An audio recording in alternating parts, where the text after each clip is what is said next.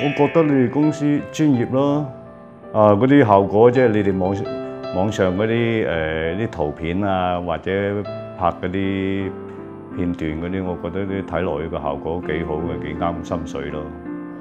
其實呢個單位我都冇乜要求啊，最主要嘅諗住你哋設計公司全盤交晒俾佢哋，點知個效果出嚟我都覺得幾好嘅。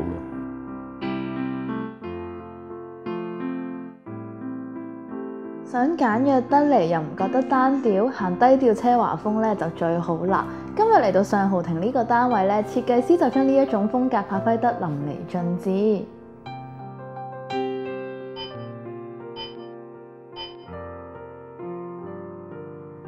呢個單位有4房2廳，下飯廳就以閃石鏡面嘅裝飾牆同埋灰鏡設計為主，家私營造出剔透華麗嘅感覺，更加係男戶主中意嘅設計。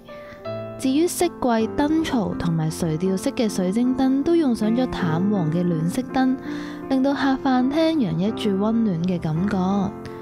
巨型嘅飾櫃同埋吊櫃，更加令到戶主有充足嘅空間展示中意嘅茶具同埋精品。進入走廊就感受到低調而優雅嘅氣氛，因為假天花燈槽用咗灰嘅磨砂花底嘅設計，係咪覺得好特別呢？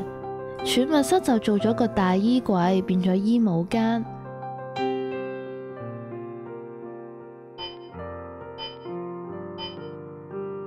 2個女嘅房都唔算大，所以大女房張床就要同窗台合併，保留多啲活動空間，亦都可以兼顧到梳妝台同埋衣櫃。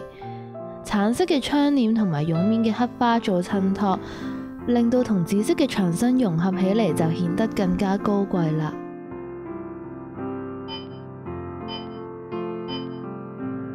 細女房喺窗台左邊嘅角位有個大柱位，設計師先沿住柱位做咗個大衣櫃，修飾咗突出嘅位置。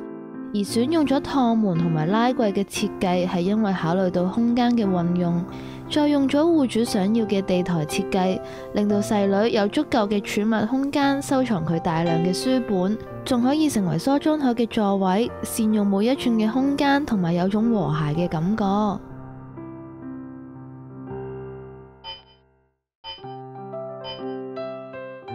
主人房結合咗窗台床同埋地台嘅設計，衣櫃就用咗透明嘅拉門設計，方便選擇衣物。不過特別之處就係衣櫃嘅右面做咗全透明嘅玻璃，因為女戶主有好多精品都想擺放出嚟。聽戶主講，牆身嘅蜂巢形式物架係後嚟諗嘅，不過唔知點解要有呢個諗法呢？其實我係揾咗你哋公司簽咗合同話做裝修。先至後尾睇到電視，無形中睇到電視又訪問你哋公司阿川，我覺得幾好啊！嗰個蜂巢個效果，我太太係最中意嗰個蜂巢，即係個擺飾物嗰啲咯。戶主咁放心交晒成間屋俾我哋，不如聽下戶主對於我哋設計情報中心嘅設計師同埋服務隊有啲咩感覺？好專業，都可以講咩咧？通俗啲講句有求必應。係啊，譬如我個廳嗰個鞋櫃下邊嗰塊擋板，開頭做出嚟個效果咧就好似有塊擋板，我就要求咧就打通個嗰塊擋板，返屋企將啲鞋擺入去，完全睇唔到，即刻做，幾好啊！嗰啲師傅態度幾好啊！有時仲問下我太太話：你要求啲乜嘢啊？咁樣好唔好啊？咁樣，咁佢都即係叫做徵求下我哋嘅意見咯。俾我之前住嗰啲屋嘅裝修，今次又覺得好滿意咯。